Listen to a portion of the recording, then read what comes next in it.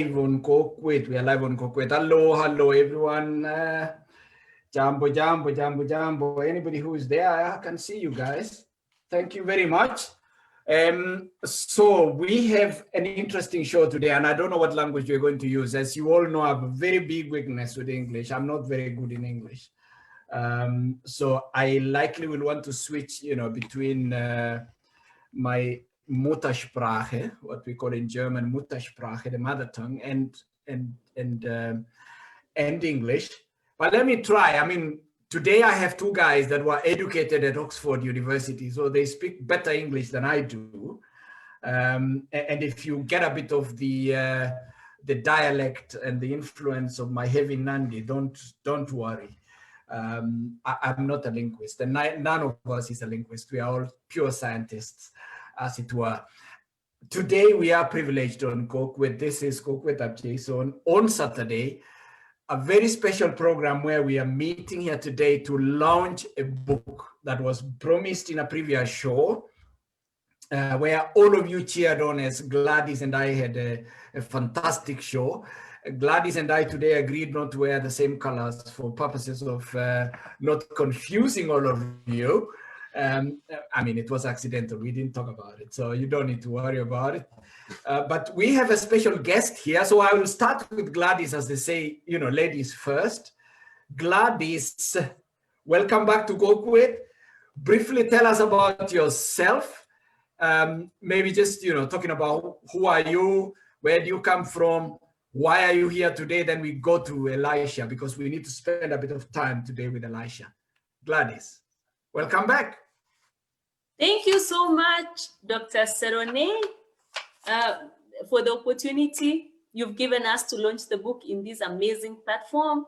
And welcome everyone who is able to join us today. I hope it's going to be an awesome session. My name is Gladys Ngetich, born and raised in Amalo Village, Keringet Sub-County, Nakuru County in Kenya. I went to Lelai Bay Primary School and then Masegal Secondary School in Kipkelion and then Jomo Kenyatta University in Nairobi before I joined University of Oxford for my PhD. I'm now working as a postdoctoral fellow at MIT. What is MIT? So, what is MIT, Gladys? Sorry. What is MIT and why is it special? So why is it? What is MIT and why is it special? I would say it's special because let me start with why it's special. MIT first. MIT is Massachusetts Institute of Technology. It's one of the best universities in the world. It's in the US, and it's special for me, especially because starting from Lelai Bay Primary School, going to school barefoot those days, I never thought it was possible to get there. So being a fellow there now, it's sometimes it seems surreal. So that's why it's special. Yeah. Yes.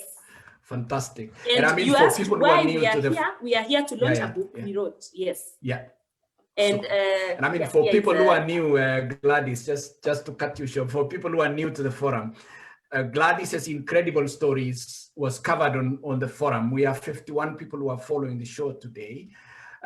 We covered this incredible journey from a student who could barely make it in English in primary school, got a massive transformation in high school because of her teachers.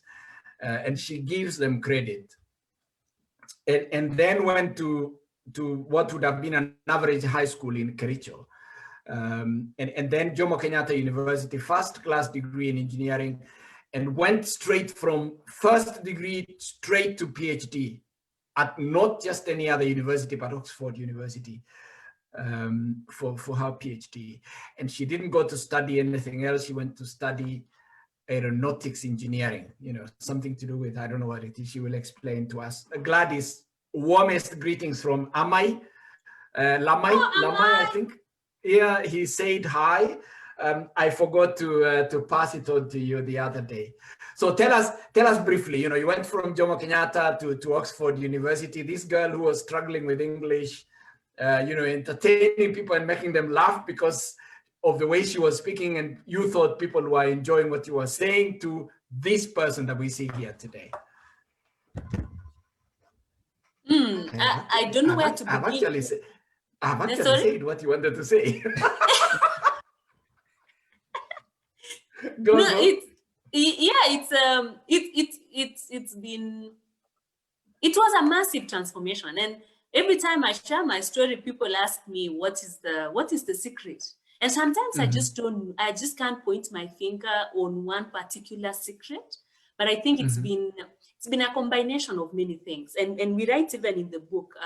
It applies to me as well as Elisha. I think Elisha will share his story in a few minutes, but we were just kind of thinking back and saying, how did we get here? And we realized it wasn't one thing. It wasn't just focus or just parents. Like, there was just so many things that kind of summed up and brought the transformation. So personally, I would say teachers, for one, because in high school, if I didn't get Madam Mary, so I don't know if Madam Mary is joining us today, but Madam Mary Carano and Mr. Philip Maritim were my high school English teachers.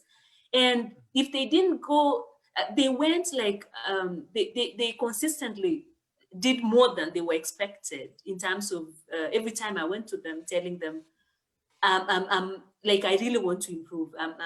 English is letting me down. And they kept working with me, like all the just extra work, what I call extra work, because no one was paying them for that outside class work. So anyway, so I would say for me, the transformation was just coming out. And like my mom says, taking yourself to a doctor and saying, hey, doctor, I'm sick, give me medication. So if we have some students watching today, for me, I would say that's the best, that's my best advice. Knowing where you are, knowing which area is letting you down or which subjects you are weak in, and then taking yourself to teachers and saying, hey, I want to improve. So I think that's one of the things that brought about the transformation. Yeah. Hey, welcome, Gladys. I mean, a lot of people are already commenting and saying, I think it's also great that we mentioned them briefly before we come to Elisha. We have Osea Mutai saying Jambo. Captain Rubani says, Jambo, what are you talking about today? Just follow. My pastor from a local church in Kenya is saying Jambo, Daktari Jambo Robert, Reverend Ngetich Koskei. I think he said that he went to university with you at Jomo Kenyatta. Yeah, I know Ngetich Koskei. Yeah, he's saying Jambo. Yeah, he's saying Jambo. Kiprover Kengu says Jambo. Edwin Arab Korir says nice, such an inspiring story. Josephine Suge says Jambo, Dr. Gladys. Jared Mugun says Jambo. To me, Langat, I think he meant Ngetich and Gladys, engineer Gladys. It is a pleasure to be on this session. I'm a son of the soil and proud member of this session. Asante sana here in Bristol, UK. Jared Mugun is in Bristol. Congratulations on getting the book soon. Great. Chalwa in the tap Olimbaga Viet. Walter Tarusi is telling me that Kai Moeser Unegrani that I speak from. Yeah. Hey, Walter, you people, you sometimes mistake me. When I speak Nandi, you think I don't know English. Let me tell you the truth. I speak English, I speak Nandi, I speak Swahili, I speak German, I speak Chinese. Ni hao ma. But today it's not Chinese. Jambo Davis. My apologies meant Dr. Elisha. Yeah, that's great. Keeps Patty Hello waiting for the soft copy. I don't know whether, I think that's one of the things we'll need to answer today, on whether we are going to be able to get the soft copy. Willie Koskero teach, following live from Kipsiganandi County, following you guys from El Red, Ben Rob, Jambo, Kapsa, Nathan, inspiration to young girls. He's following you all the way from London to Mayo in Keio County, Elgeyo Marakwet County. KCP Patrick, inspiring. Elisha, who are you? Oh, Angikomot kutit kidogo so kanai bigengen. Gladys impressed us the other time when we were here that she could speak absolutely flawless Kipsigis, and we were like, wow, despite all this education. Elisha, ngo jiji? So kind of you go Elisha Ngetich. Ago abo Kericho. Kericho Chepseon, but I was born in Nakuru, a place Naigure Rongai. And then we moved and went to, so most of my childhood, Kokiami Mauti Estate, Mwango Tongani, Kapcha, so in most, that entire place, Cap Courage and Kaisugu, Mauti, that's where I grew up most of my childhood. And then, baada ya hapo awe Keu kebe in Chepseon, and that is where my mother currently lives. But in terms of education, uko kia na men Mauti. Kidogo in Elisha, we on Kokwet we introduce ourselves in 3D. So Elisha again I Mowe jan oret agmat. Abagasa. Kone no net yondo. Yule Tisiet. Okay. Tisiet. So ndagi wek sege bwane nandi ko bigu ko gebae. Ang na lang Kipsigis nge mo gebae ko ter. Lagi ni gebae nandi ko tinye tiongi ko eng tinye tiondo ne ndaret. Ako tinye in Tisiet ko gebae. Ang na lang gebae Kipsigis ko ter in tiondo majato. Yeah. Okay. Very good. And Ibinda? Kimnyige in Gigi anan yung gyot. Kimnyige. Okay. Ani kikpare neo. Ani Borye. So Borye Kebeni ngetunyo kepkaiget ngomengen gete baby. Mongen.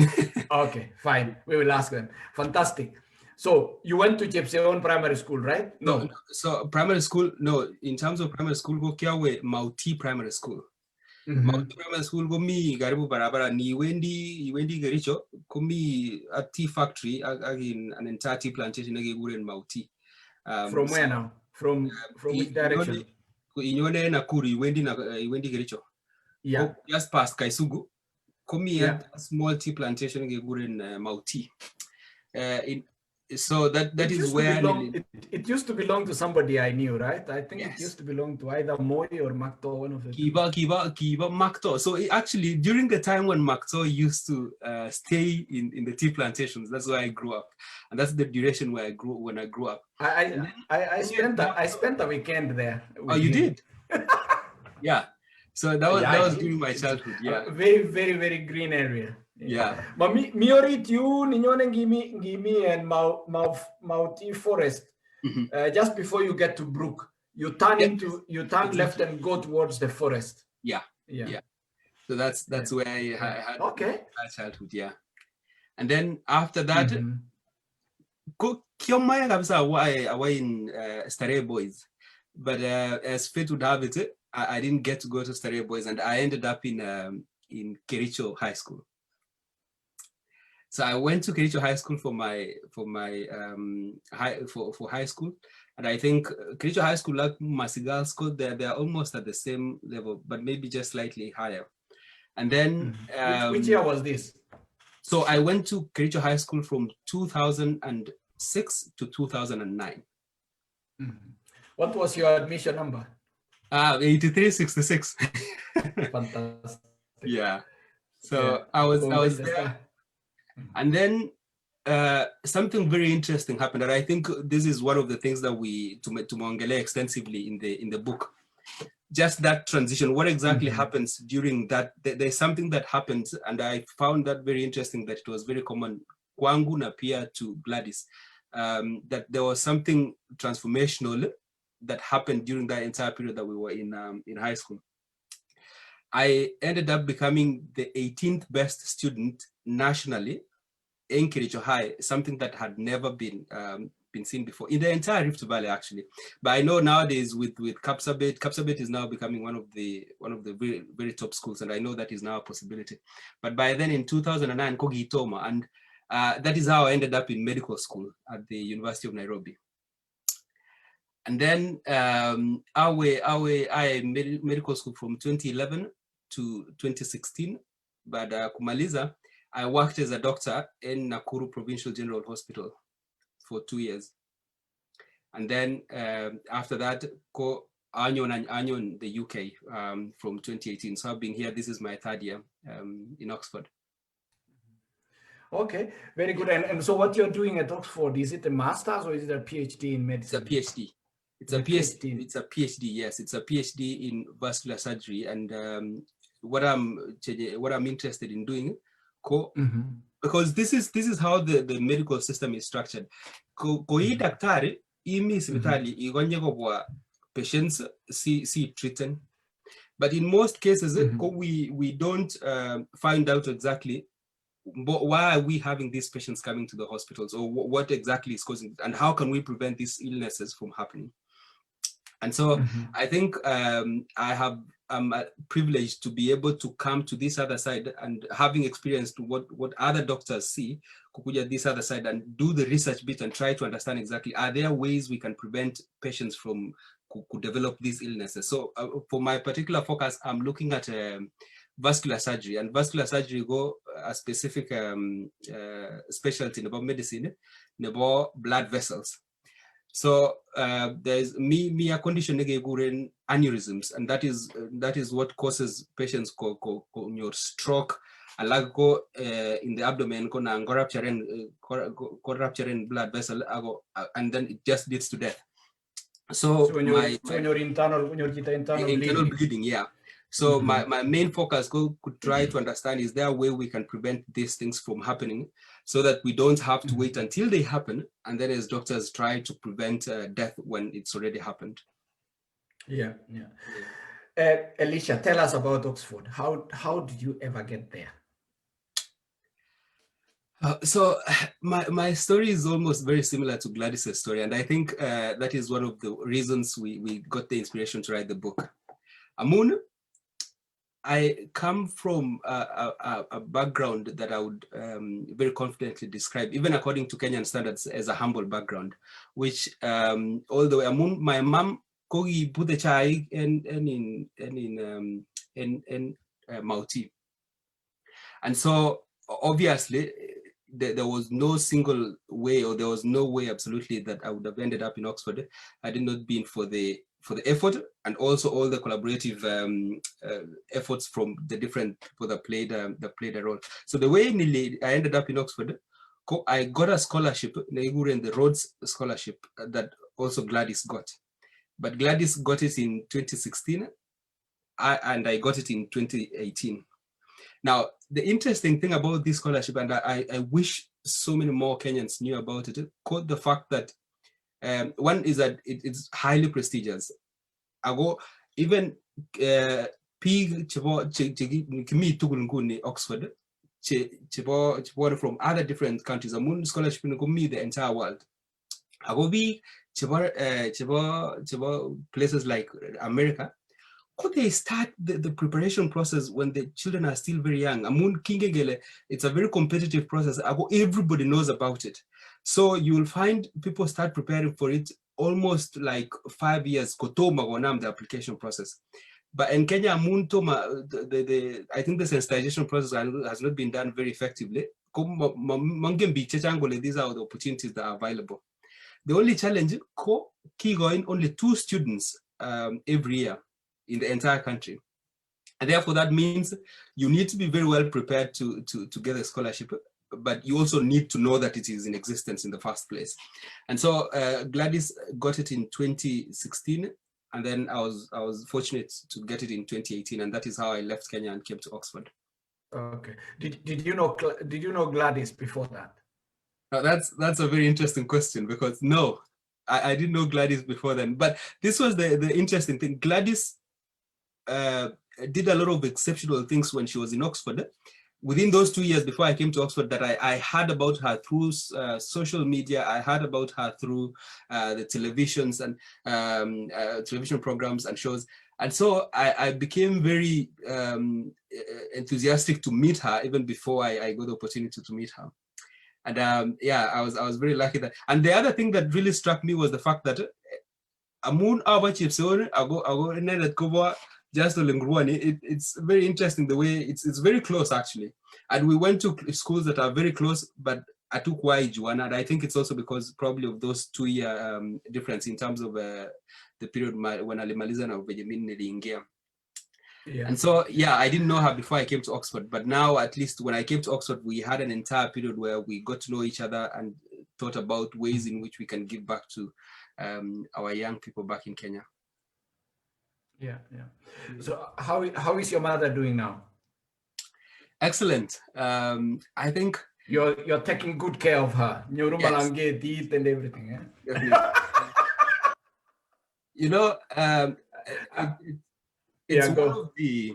I think it's one of the best gifts any child can ever have, to have a parent who actually cares and ensures that they give their best kuhakikisha kwamba watoto wao wamepata masomo, kwa sababu and Gladys and I dedicate a lot of we talk a lot about our parents, because we also found it to be a very common theme in ensuring that we got to coming to Oxford and also achieving some of the things that we've been able to achieve.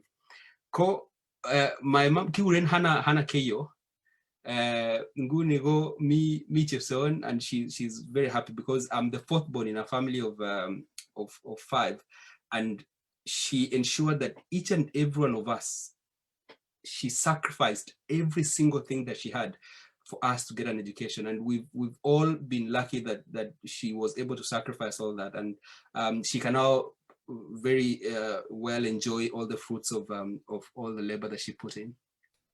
Great, yeah. Really great. I mean, and look, this is the typical thing. We talk about it on a program that we always have it on Sunday, yeah, which is also airing on CAS TV, that we discuss some of these attributes that make people stand out and succeed in life. And we've seen the role of parenting, and we keep asking the question, how come children from single parent families, especially single mothers, get a massive breakthrough? I know Gladys is a different story because she comes from a family that has a father and a mother, but now listening to you, it is obviously a case of that inspiration that you draw from your mother.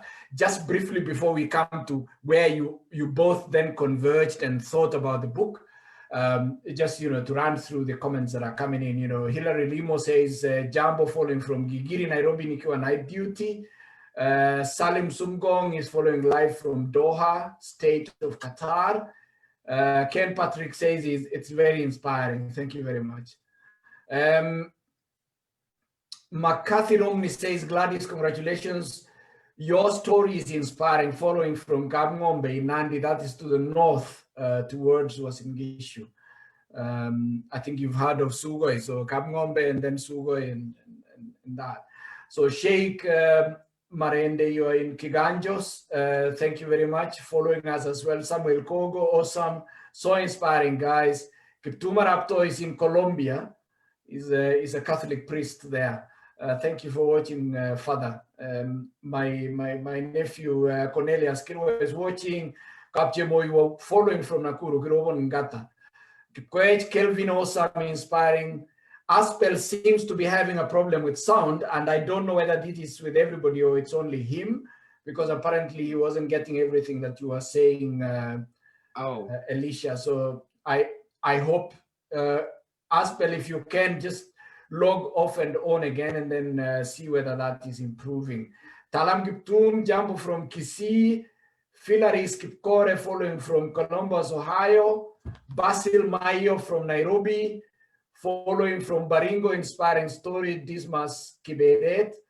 Langat Kips Roberto, some following from Kapenguria. Aspel, congratulations for the two. They are indeed our motivators and role models.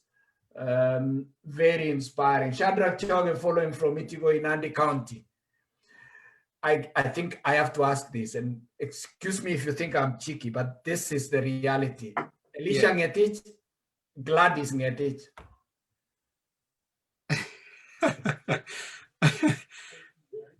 Well, what's happening here? Is it a coincidence? Elisha, you want to answer that? Yes, it's it's pure coincidence. But we, to be honest, Dr. Serena, you have no idea how many times I've had to answer that question. I have had to answer that question to my supervisors back here in Oxford. I've had to answer that question to all my friends back in Kenya, because I think every time people see Ngetich, people are like, and we've written a book together, and people are like, oh, okay, are they sisters? Are they related, or they actually married? So, yeah, it's pure coincidence, I think, yeah. Okay, we didn't ask you whether you are, you know, Baba Nyugongo, Mama Nyugongo, Bomori Nyugongo. That's what Gladys told us last time. And then she said, the third one, so Yeah. So yeah. Anyway, I don't want to get there because that's a very sensitive topic, but feel free if you want to add anything, Gladys, before we go to the book. No, I have nothing to add. I think I talked about myself a lot last time. So I'm trying to give Elisha time today to share his story as well. No, yeah, I probably have to just put it out there that we are both, at the moment, we are both single, and that doesn't mean that it will remain that way for in the long run. So we are still keeping tabs open. Okay. For now, yeah. I don't know what that means, but you know, guys, keep it up. I mean, if anything happens, and you know, some of us, we just want RSVP. All right. So, I mean, a book. What came to your mind? How did you get to sit down together and write a book? What amount of effort went into research? So, idea, preparation, research, and then tell us about how you arrived at the topic. Go. I can just start with the idea, and then Gladys could probably talk about preparation. I think, let me just first of all go back and say that Gladys and I had one-on-one interactions very often when I was back in, she was here in Oxford. And the reason as why that was possible is because one thing that people don't know is that Gladys is a very warm person. Like, there's someone from Kericho, and the first time I arrived in Oxford, I arrived with another friend of mine called Ruth Nyakirario, and that first night, because she took us off to dinner, the two of us, and for the next few weeks, she also introduced us to the rest of the environment in Oxford, told us what to do, what not to do, what the expectations are, and all that. And this was a complete stranger that I had never met before. And because of that, we developed a very strong link, and also sharing the fact that we share a common name and we come from the same home area. We ended up having conversations that were much deeper than just, like talking about academics within Oxford. And every single time we talked about these things, we found a lot of similarities in our academic journey, bearing in mind that, we both came from families that were not that doing very well economically, and then the challenges we went through in high school, and then going to Nairobi for myself medical school, but for her engineering, and then ultimately, just by pure serendipity, landing in Oxford. And so when we were going through that journey and having these very informal conversations, it occurred to us that there were some very common themes. And for me personally, the question I kept asking myself, if I were to talk to my younger self, my 15-year-old self, what would be the message I would like to tell myself? If I were to go back to when I was back in high school and have a talk with myself, what would be the things, having gone through this journey, what would be the things I would like to tell myself? And so that is how the book came into being, that we were like, okay, let's look back and reflect upon our lives and reflect upon the challenges that we've gone through, and also reflect upon the mistakes, but also the lessons, because that is what is really important. It would prevent a lot of people from going through the same challenges, especially students who are in high school and those who are doing their undergraduate.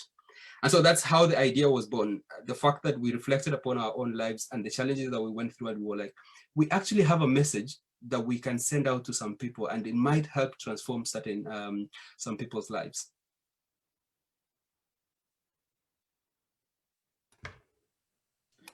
Anything and in terms of, you also asked the question of preparation that went into it and the research. So what was funny is that, so how I operate, I started somewhere 3 years ago, I think, or 4 years ago. So every time you will see in the book, like you will read in the book. So there is a story I give of a series, just a political drama series I was watching. So every time I watch something or I read something or I have a conversation with someone, if there is a message that kind of hits home or kind of just resonates in a way or touches me, I write it down, and then I kind of write my thoughts, agree, or things like that. So I had done that over time, such that I had so much content. So we agreed with Elisha that one day we will write a book. Now, we did not know that it was going to be soon. It's only that when Corona happened, we met and were like, now this is the time to bring all those notes we had from years back. Elisha had some notes as well from years back that he writes, kind of journaling, what people call journaling. So I don't do it daily, but every time something strikes me, I journal it. And so when Corona happened and I had not started my postdoctoral fellowship position, and then I think Oxford as well had closed down, and there were no, like pretty much everything was at standstill. And so we met and we're like, and by the way, what if we just use this month to bring together all the stories we've been journaling and put it as a book? And initially it just sounded like a bold dream, as we write as we call the book. Like, it's just a book. We had no idea how to what people call manuscript, how to draft it, how do you get a publisher even interested in the story in the first place, how do you even market it?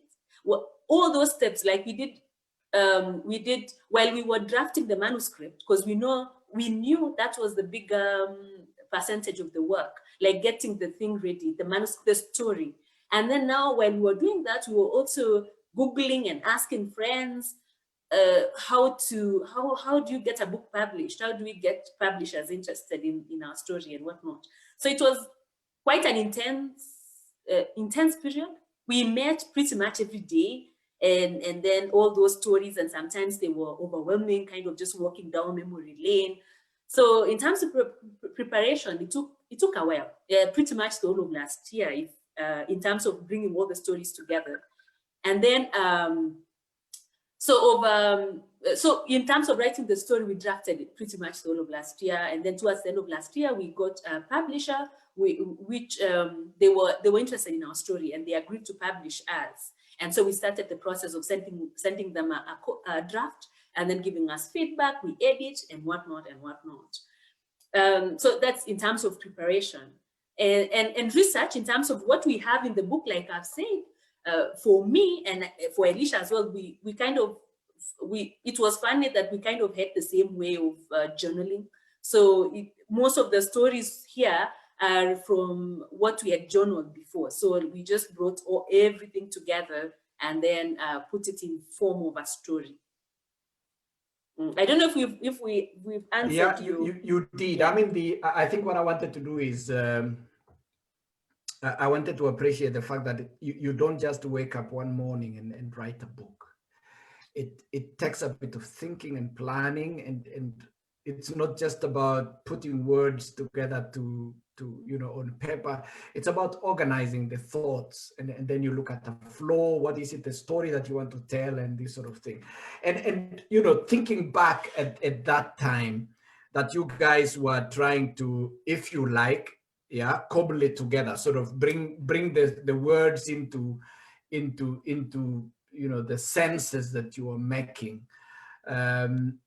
How did you fuse your story into I don't know what to say. How did you make your story into one, rather than two separate stories that were leading, one leading west, the other leading south? I think that's an excellent question, and you've sort of just taken me back to the entire period that we were trying to ensure that this ends up becoming a book that sends out a single message. And I think one of the things that really resonates with what you've mentioned is the fact that even despite knowing the sort of message that we wanted to send across, the entire journey just felt like another learning process as well for us, because what we started with and the copy that we ended with seemed like two completely different things, because there were a lot of learnings that went through the entire process. And so the thing that I found very lucky with working with Gladys was the fact that, one, it almost felt like her voice and my voice were sending out the same message. And this is influenced by the fact that we shared a common kind of background and a common kind of life through so the journey was very similar, that we didn't have a lot of problems trying to bring the stories together. So at least we didn't have to struggle with that bit. And now having sorted that out, the other thing we thought about was, okay, so how do we ensure that both of our voices are incorporated into the book? And we were like, how about we identify common themes, and then we give each of ourselves sections of, you say your story and then I say my story, and then people who are reading these stories can know that, oh, actually Elisha went through this and Gladys went through this, and this is how they ended up. So we decided to specifically take a first person narrative in the book, because a first person narrative speaks directly to you, rather than using a third person where we are talking about Elisha and Gladys doing something as if someone else is saying it. And so we decided to take that first person narrative because we felt like someone who's reading would feel more connected to our stories, listening to those stories from our own voices. And so in specific themes, in the book we have 7 themes, and in each of these themes, there's my voice and there's Gladys's voice. And then at the end, we fuse together those 2 voices and say, okay, so this is the things that we went through as 2 people. Yeah. Just wanted to show while Elisha was, I don't know if you can see, but for instance, this is the first chapter of Dream.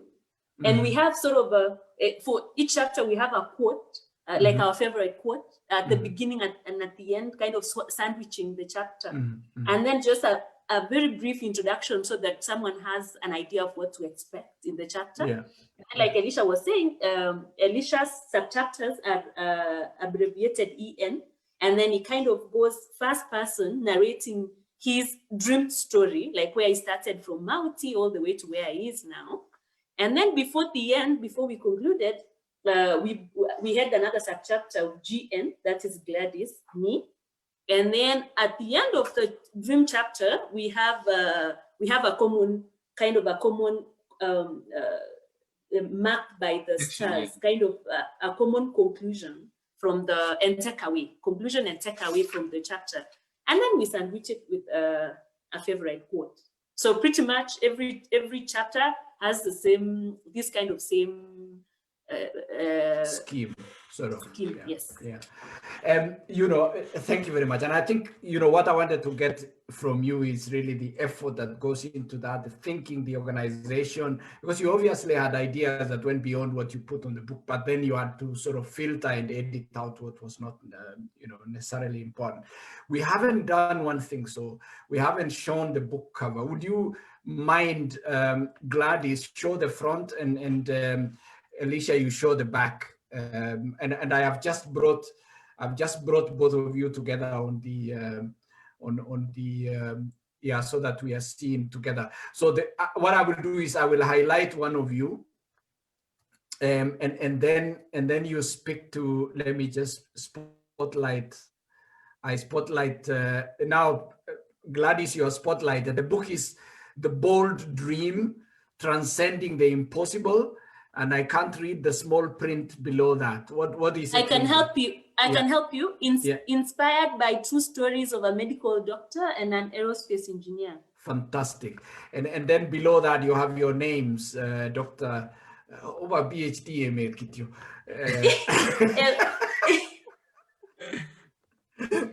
Yeah. So Elisha is yet to run through his PhD. He's doing it at the moment, but he's gone through his I think MD or Master of Medicine and MD go medicine or he graduated with medicine. Because what happens is you go through the entire process. So qualifying is after completing medical school and practice for 2 years. And so thanks, Gladys. I spotlight. Let me spotlight. I will spotlight Elisha so that let's see, speaker. Elisha, now you can go. So I replace spotlight. You are the one who is on the spotlight at the moment. So what is MD? Yeah, so MD go in a degree that is conferred once you have completed medical school. Mm-hmm. And essentially, after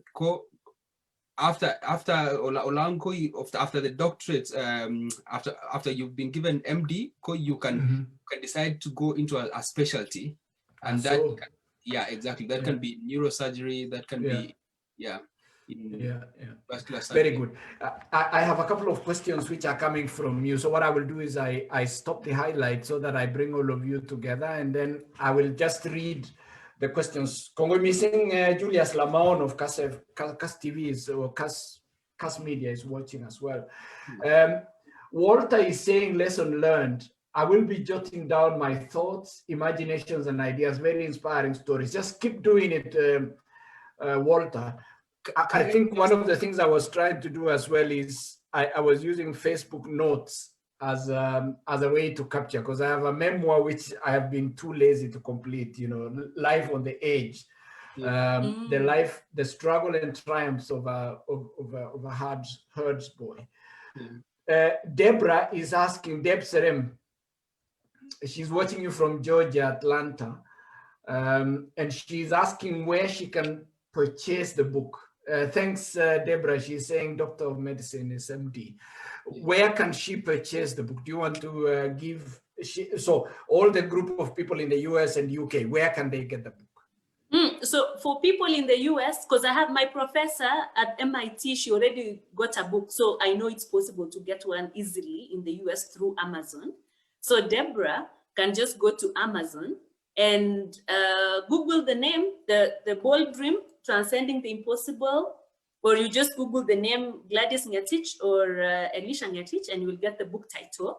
Then you can choose whether you want ebook, which people are calling soft copy, or you want a physical book. And for people in diaspora, mostly UK, US, Germany, France, where Amazon can deliver, I think it's the easiest way to get the book is through Amazon.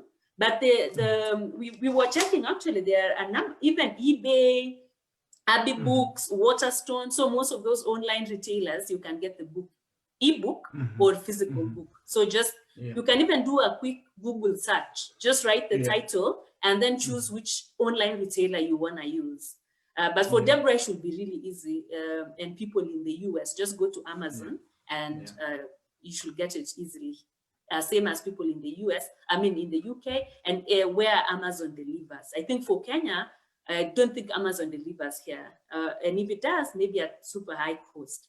So for people in Kenya, we'll have to be patient a bit. We were told by the publisher that there was some delays, unexpected delays, which we kind of understand because there've been COVID issues and whatnot, and it's a new year and all that.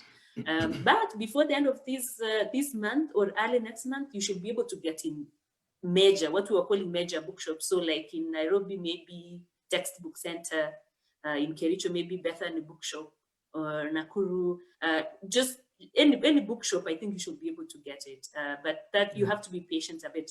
But in case, I think Dr. Serone, you had written a phone number for our marketing agent, Brian. So in case towards the end of this month or early next month, if you can't get one from Amazon or from Bookshop, you can contact our agent through 0727 104 109, Brian, 0727 104 109. And then you will organize, like he will take you through the process of like paying, and then you can arrange how to get the book, how the book will get to you. But also people in Kenya, if you can consider, if a physical book is hard to get, you can consider purchasing an ebook from those online retailers.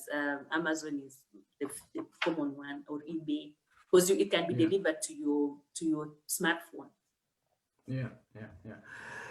Okay.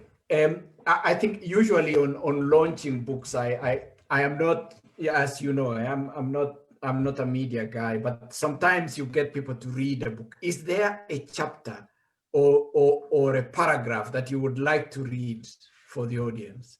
Gladys, you go first. I give you a couple of minutes. You think about it, and then just pick a favorite one and just come. And as I read a comment, so just think about Elisha and Gladys. I give you a couple of minutes. Think about what would be your favorite chapter or paragraph that you would like to share with us. It could be a quote or something. As I read the comment from Jared. Jared in the UK is watching from Bristol, and he's wondering, after, of course, the lockdown issue, any chance you, Dr. Elisha and Gladys, you can meet some of us, probably have a talk, share, and give us some encouragement and progression here or any other place for willing members, and more so us, the Kalenjin community. We need insights into diversity of progress, where we haven't measured much, for example, studies, business, and other professions. Thank you very much. You know, to answer you, Jared, and I will let Gladys and Elisha as well say whether that is possible. I think one of the things that COVID has taught us is that we don't need to engage ourselves in a very expensive meeting where we rent a place, travel across continents to a meeting, but we can actually organize an e-meeting like this, and then we share in a forum, and then let's see whether I have anything useful to share to a forum. I do not underestimate the fact that these tools that are currently available, whether it is Zoom, it is Google Meeting, it's Teams, whichever is usable, can be used and exploited to do some of these things. I know friends, for example, who had virtual Christmas meetings, and I know people who continue to have virtual coffees, every weekend, virtual birthday parties. The other party is organizing, everything is ready, and then they just come together. One is in Australia or wherever they are, and they just say, okay, now time for coffee, and it's coffee time. Or now it's time for, cutting the cake, and it is cake time. Of course, I would love to meet all of you. I travel to the UK at least 2-3 times in a year, and so I would be happy to come. I used to come, and I was looking for people to speak to. I remember once I had to travel all the way down to almost Wales. I drove in the night towards Wales to go and see a girl who had done aerodrome engineering. She got a first class from the university. I can't remember which university it was.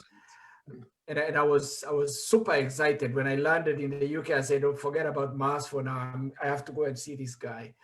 And I had to drive in the evening all the way. And I drove from midnight back to Windsor, where I was spending the night. So it would be great. Let's connect. If we can't do it physically, let's use these tools.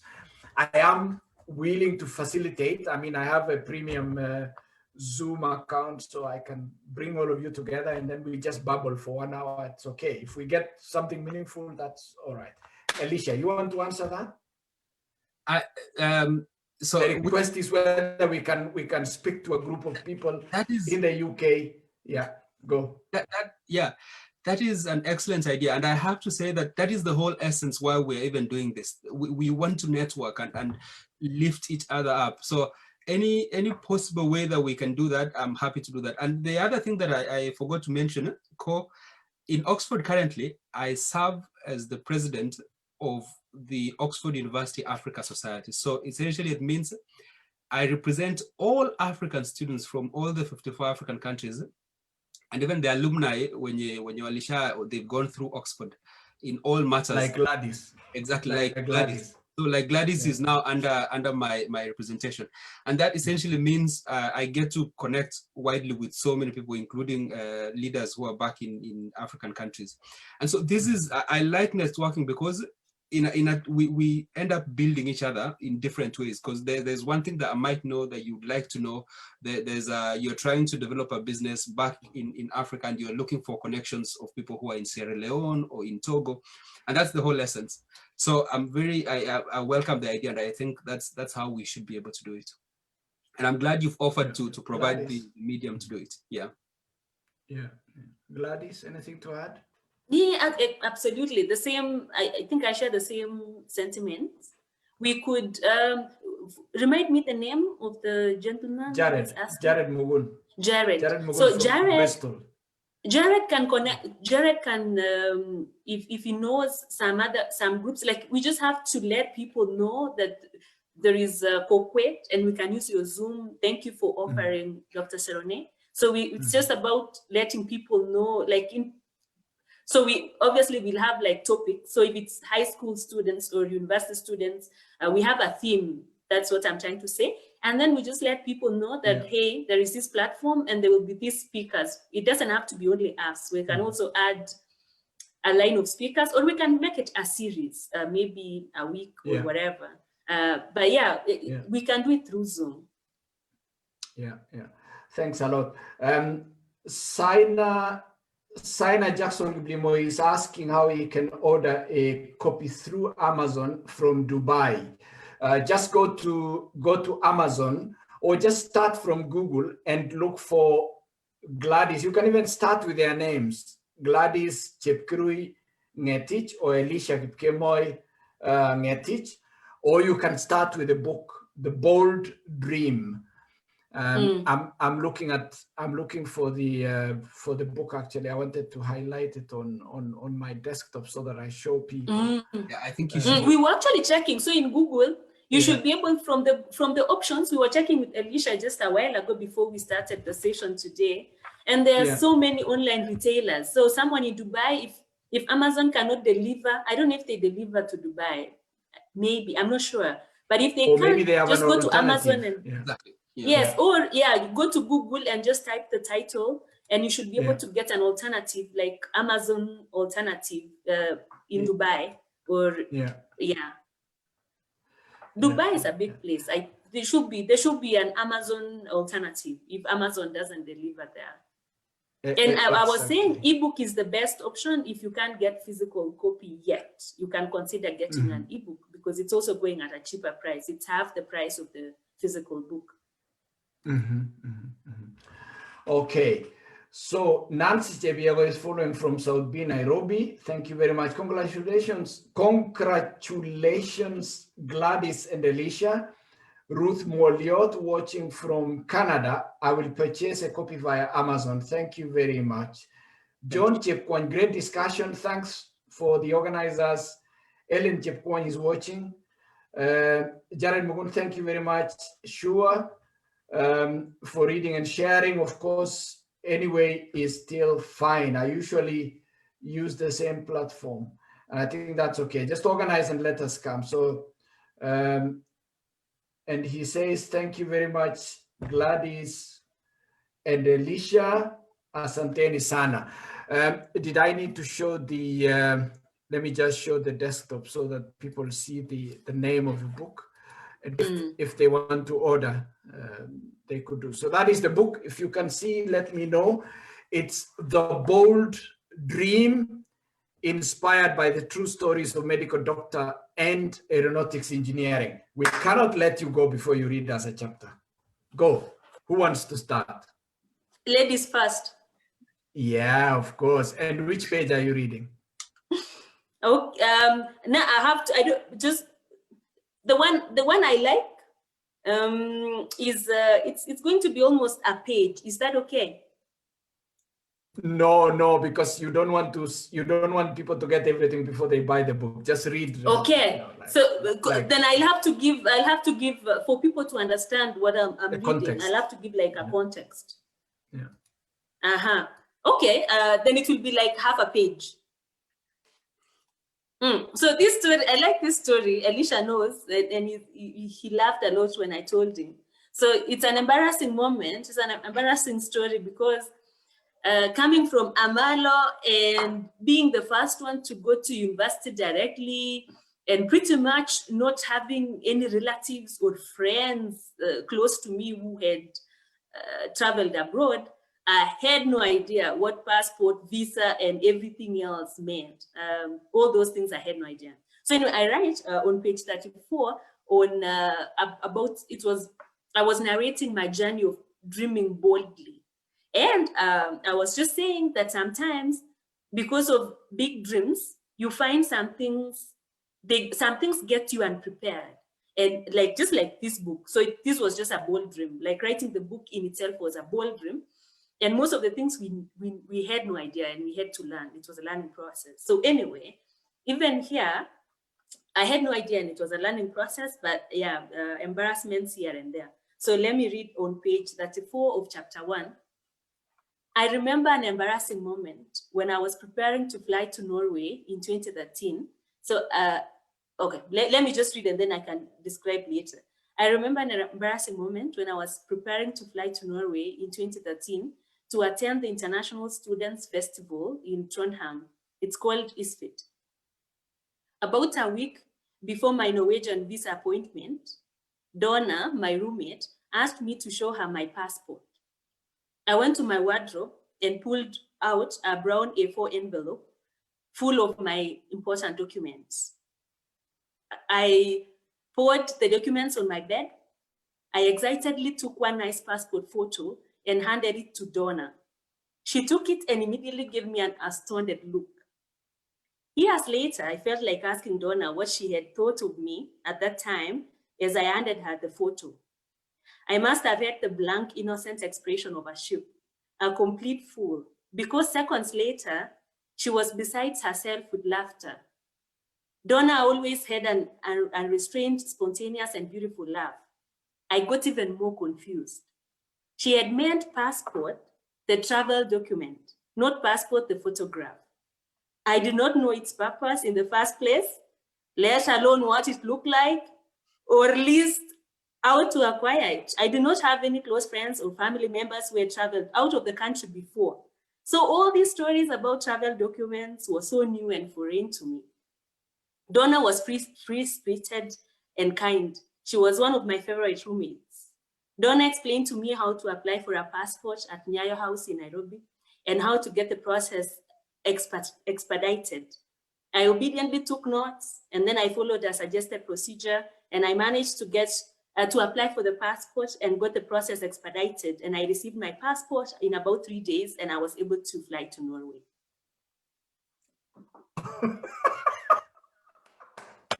I'm sure one wonders what would have happened if you had not had that conversation with them. Yeah. And I think, to be honest with you, Gladys, you say it's an embarrassing moment, which is actually very good because people should never think we are all super perfect. That's true. I think what your story is saying is we are all vulnerable. We have our vulnerabilities. And in that case, that was your moment of vulnerability, but you overcame it and look at where you are today. I think if you waste an experience, then you're wasting a very invaluable teacher. But if you use an experience to teach you something, because today, if somebody asked you for that thing, you wouldn't be giving them the same thing that you gave at that time. Wow, congratulations. And also, at least my sisters, my younger sisters and brother, at least they have an idea of what passport is like because they've seen my passport. Personally, I had not seen one before. So anyway. Yeah. Now I feel like I should have gone first, but I'll just go second.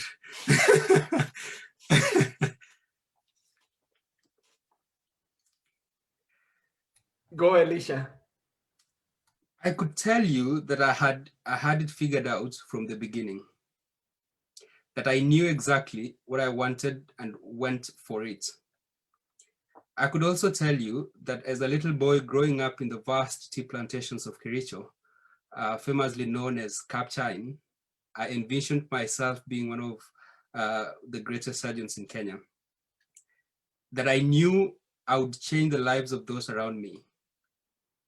But that would be a massive lie. And that isn't a great way to start a story, is it?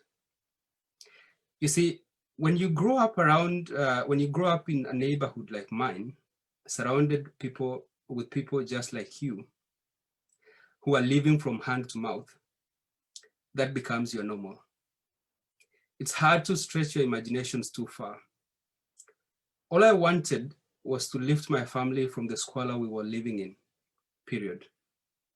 I didn't know exactly what that looked like. According to me, the rich people in our locality were my primary school teachers and maybe that nurse and her male assistant who worked in the tiny dispensary around the corner. They lived in better houses, secluded from the rest of us. I don't know why, but the smell of methylated spirits and the washing detergent in that dispensary made me want to linger a little bit longer when my mother took me there for the occasional food poisoning. I liked the smell. I still do. And I wonder whether it had something to do with my choice of a medical career later on. I think this is just a snippet of how the transformation happened from just, the living conditions that we went through as during my childhood in Mauti and what transformations happened later. So this is just to introduce you to the gist. Okay. I'll end it there. And if you want to get to know how the story unfolded after that, then just get the book. I think it's a great opportunity to, wrap it up there. Fantastic, guys. Thanks for being with us all through. Nancy Tapsiro Ray, Precious, you're saying it's very, very inspiring and fire, Gideon Gibet Langat says, this is great, Gladys, inspiring. Jared is saying, so beautiful and full of honest approach. We have all been there. I can't imagine the feeling straight from the boat or village. We say God is good. Can't wait to read the book, the whole book. Guys, I mean, we all say it. We've been launching this book. I'd like you to hold it again, hold the book, the front and the back, and then give us your closing remarks. Yeah, go. We can use the same criteria of ladies first. Yeah, I mean. So, but these days there's affirmative action. So yeah, I have to protect the boy child. Go Gladys, nevertheless. My advice, because I'm passionate about education and about young people, and I can confidently advise people in school. I can't advise you, Dr. Serone, for instance. So the advice I'll give will mostly apply to people in school, primary school, high school, university, perhaps. My message is, whatever your dream is, keep it alive and work towards realizing it. That is one. And number two, be yourself and try your best to use God's given talents to the maximum. Do not try and emulate Gladys, or Gladys tries. If you should not try and emulate anyone, just get inspiration and then use your talents to the maximum. So just keep your dreams alive and keep working towards it. And Gladys, where can people order it? You may repeat it again because people are asking. Let me repeat it. Yeah. So people in diaspora mostly where Amazon can deliver, because I know Amazon was like the largest and the common one. But the best way, if you are especially out of Kenya, I think also in Kenya, you can just try and Google the title and then see which online retailer you trust or the one you've been using. And the easiest way to get the book is ebook, the soft copy. You can easily purchase that because it's delivered in your mobile or your laptop. If you want a physical copy for people in US, UK, and where Amazon can deliver, or other the Amazon-like shops or online shops, you can get a physical book delivered to you. And then in Kenya, if you in Kenyan bookshops, we were expecting the book to be there now, but like by now, but there were some delays. So try and check again towards the end of this month. But if you find it difficult to get, or if you are not able to get it from bookshop in Kenya, you can call 0727 104 109. And Brian, our marketing agent, will liaise with you on how you can pay and how you can get the book, either through poster or through whichever means you will discuss. And Brian's number, just to add on to that, is that Brian's number is 0727 104 109. 0727 104 109. Yeah. And it is actually put, so those of you who are watching this, it's on the post that you, on the post at the top of this video, you will see that because I put it there, you know, to the order number. Elisha, while showing the back of the book, any closing remarks from your side? Yeah, from my side, I have to say, I feel incredibly fortunate to have had the opportunity to have the supportive structure that I had all the way to getting to Oxford. And to have also met Gladys, a very inspiring human being who has been very supportive during this entire journey. And I know that for so many of us, we might still be thinking about how do we figure out things. Things do not seem to be working well. You have all these questions, but no answers. But the truth is, that is the same thing that we are all going through. And as a way of, for me and Gladys, giving back because of all the challenges that we've gone through and how we've ended up getting to the other side, this is just us telling that story to you, and it might help you to, one, probably avoid the mistakes, but also just getting a story and understanding that, oh, actually, whatever I'm going through is something that so many other people have gone through. The same challenges that my kids are going through are the same challenges that people who've ended up going through and becoming some of the best doctors and some of the best engineers in the world. And so I think I'm incredibly fortunate to have had the opportunity and the privilege of writing the book. And I hope that whoever is going to read the book feels inspired and gets the motivation that we all need. Thank you. Super, fantastic. Deborah says she has just ordered on Amazon from Atlanta, Georgia. She has just ordered. Like the speed. I like that speed. Yeah. Fantastic. Sandra Chepa, thanks. You said very inspiring. You know, I think I have to be cheeky again. Is this the last book we are seeing from you both? Oh, definitely not. And it's funny you mentioned that, because just as the last bit that I felt I should have mentioned before is that we all have these moments, and it's happened to me and Gladys during night. Sometimes it's at 3 a.m. an idea comes to mind, and what we do is, Gladys knows in my room I have a notice board, and it's actually here. You can see it. Mm-hmm. I have this notice board that even if an idea comes to mind and it's 3 a.m., I shoot out of bed and I write it on the board. And that's how we actually ended up writing this book, because we always have these moments when something hits us. You're probably watching a movie, you're probably listening to someone on the radio or a podcast, and something really touches you in a different way. And it's always really good to write that down, because that is how you will end up putting together all the ideas that you have.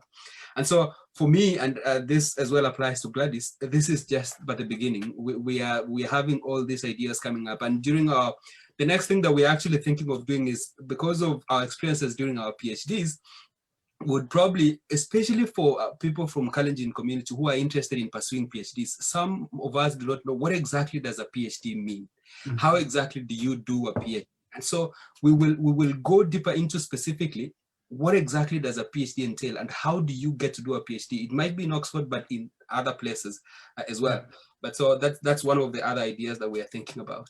Yeah, fantastic. I just found on my Kindle. I don't know whether it's. Oh yeah, that's it. Yeah. Yeah. So Awesome. It's there, and it is $7.95. So boom, I also done my. Yeah, you have it. There you go.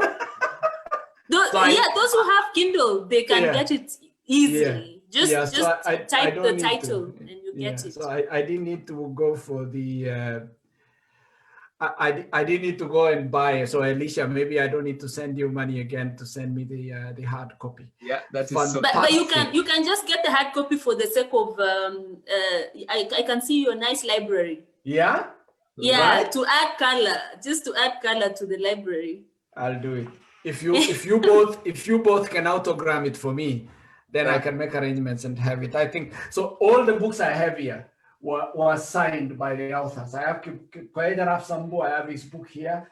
I used to have one by Nyangwaraf Serone in London. I have quite a number of them are actually autographed by the the authors.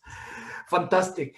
Thank you very much for the honor to launch the book here on the forum. I mean, this is what I aim to do, because in this forum, we don't discuss politics, we discuss Gladys knows already. We do lots of culture talk and this kind of stuff. We talk science, we talk innovation and related stuff. And it's really, really great. And I'm, I feel greatly honored to be able to host you both.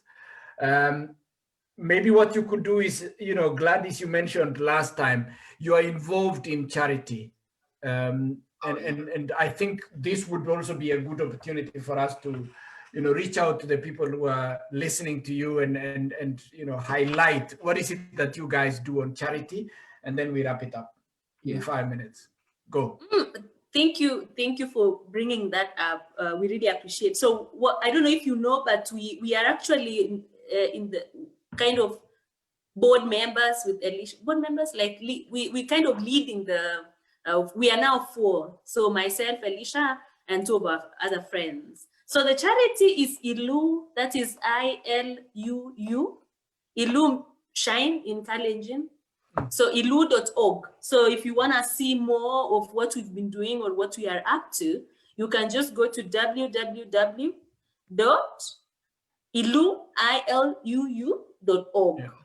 Shine. And so we shine, and I guess you already have an idea of what it is about. So we are all the main aim of ILU.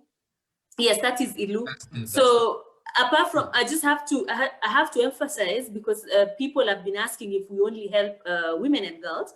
Elisha will tell you, we are all of us 4, we are passionate about education, especially like improving education in Kenya, be it in terms of financial support, but not so much financial support because we don't have a lot of money, but through stories. So we go to schools and we share our stories, and it's been amazing, the reaction and the inspiration that the students get. So when we go to school, so for the last one, I think, was Kaplong Boys. So we go to boys' school and we also go to girls' school, or also mixed schools. So if we have some headmasters or headmistresses watching today, you can invite us. You can just go to ILU and email us, and we will come to your school once COVID is all settled. So the ILU, I was just trying to say that ILU, we are passionate about education, and we try to inspire students to dream bigger, because they have potential and sometimes they just doubt it.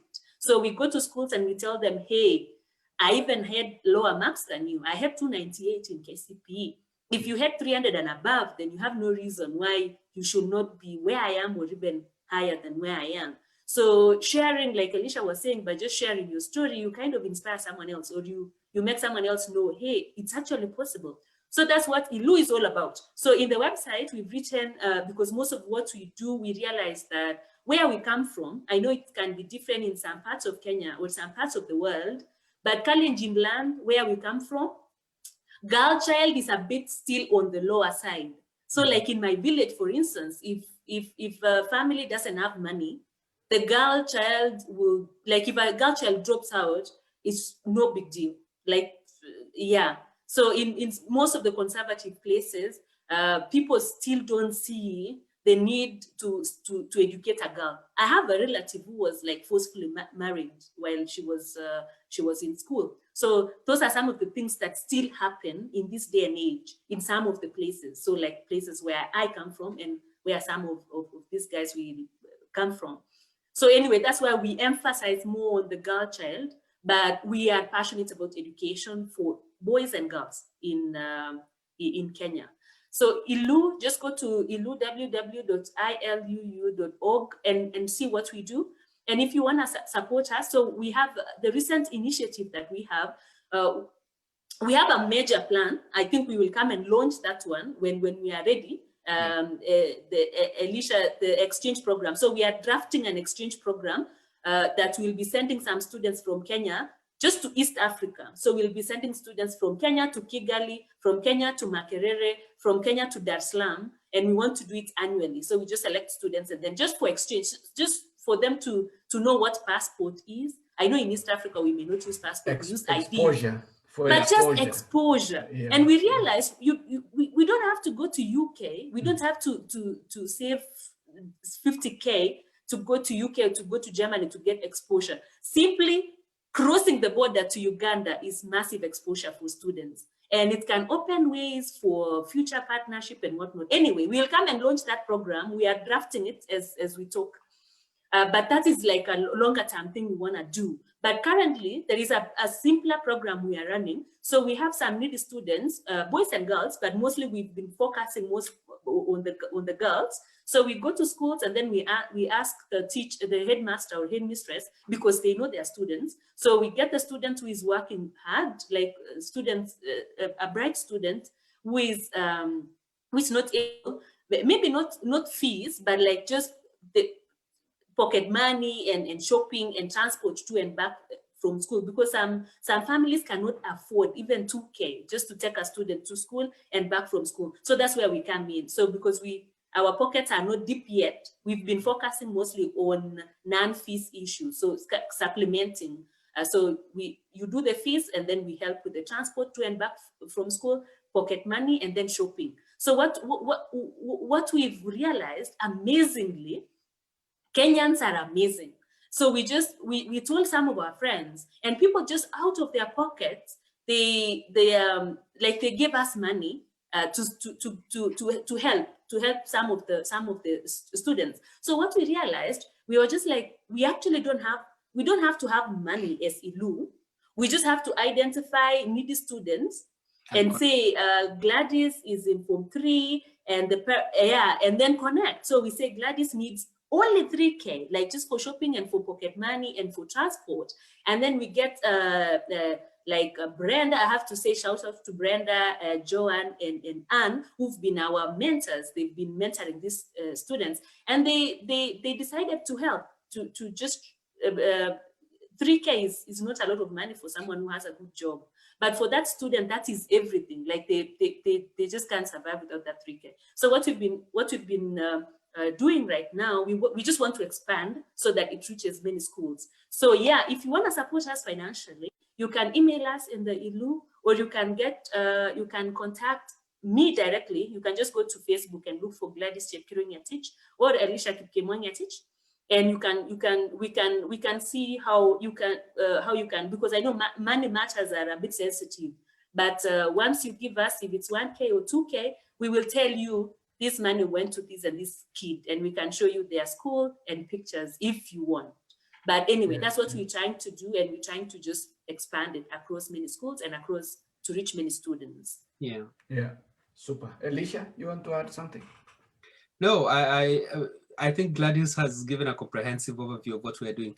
I think for me, just a message to Piki or Big Up Kalenjin, onge support nge. Amun, you might not realize how you will change the life of that little student. You have 3,000, you can go to a restaurant and spend the whole 3,000 without even flinching an eye. But that 3,000 could be everything for that other child. So if there's a way you think you can be able to support a child in one way or another, that would be amazing. And that is what we are trying to do as ILU. And so if you can support us in any way, we would greatly appreciate. Super. Are you guys thinking of business? Are we going to see Elisha Ngetich Medical Center? Are we going to see ILU, I don't know, whatever it is, medical complex? Is something coming up very soon, or Elisha is going to disappear like me in Europe? Definitely. For me, I have to say this, my biggest dream, co-establishing our own biotechnology center in Africa, and with the center being Kenya. And the reason is we are receiving all these drugs and all these other manufactured medicines from all over the world. There's no country within Africa, and synthesize their own drugs. And so that is my end goal. And I'm trying to, the reason I started I'm in Oxford and doing my PhD, to get the necessary skills and put together a team that will be able to do that. And so watch out, good things will be heading our way in the near future. That's the reason. Great. Hey, Gladys, I got one here. I don't know you know her or not. Farida Jemtai Sige, she says watching from Pombo. Congratulations, daughter. Thank you, Farida. The way she wrote daughter was like, and then she wrote Pombo. I was like, she's neighbor. Yeah, she's speaking to you directly. Yes. Sengem Kubo, you are saying thank you very much for the support that you give to these needy students. Yes, and let the dream of these young people bear a new library in Andy County. Kapsabet, Dr. Serone, we need this. Okay. Library. Okay. I'm actually thinking with Elisha now, because my postdoc, my doctor of science is in food biotechnology. So when you talk about biotechnology, and I'm in the private sector where we think about science and then we convert science into a business. So that's where I come from. I come from business of science and science of business. So I'll definitely be reaching out. Yeah. Guys, I have to thank you very much. If there are any questions, just drop them there in the comment, and I guess you're also watching. Dolphin Kurgat is watching live from Lelaibe. Oh, that is my school. Yeah. You can imagine the excitement down there. Guys, you've been all faithful, staying with us, the 45 of you, until now, despite the fact that news has started and politics is very exciting in Kenya. And I know sometimes we get too boring here, but today we are two exciting young people, Gladys and Elisha. They are not related. Gladys is happily turning 30, I think, this year, because I have seen somewhere it's on Wikipedia as well. You are very famous, Gladys, by the way. I don't know if it's a good or a bad thing. It is a very good thing, You okay. And this yes, is I'm turning 30 May this year. Yeah, well, so when you think about it, there is brand Gladys, and then there is brand Elisha, which is coming up. And this is the essence. We'd like you guys to use this. Don't use it like Donald Trump. Just use it for something that is magnificent. It's long since I said this word. Magnificent. Yeah, that's something exactly. Magnificent. Yeah. And tremendous. Do you want to say Saisere in your mother tongue? Come again, moi Saisere, go northern. Kongo ibikyo ologere and gibindi en olomi Kenya and bitoni ak bitanusiek tugul. Yes. Abroad kom kebare bitoni chon tugul. Bitosiek pite tak bitosiek. Bitosiek chon tugul. Kakemwa kongoi engap koburen kongeten kanginam agoi mwisho, and then ak biik chekakwal kitabusiek ko thank you so much. Ongetesta kyal kitabusiek kitabuni, and then akokonech feedback. Yekaisoman kitabut ile kikinde a lot of hype kitabuni ikunifikia kekose takinai. Kora kama it encouraged you kekose takinai. So kongoi non, and stay safe. Amakwag weekend, amakwag Sunday, amakwag Jumapili nemye korona en biik chemi Kenya. nice year ahead. Kisome kityo kele kotoreti Mungu and then kostoge in corona. All the best in what you do, all your endeavors in the year ahead.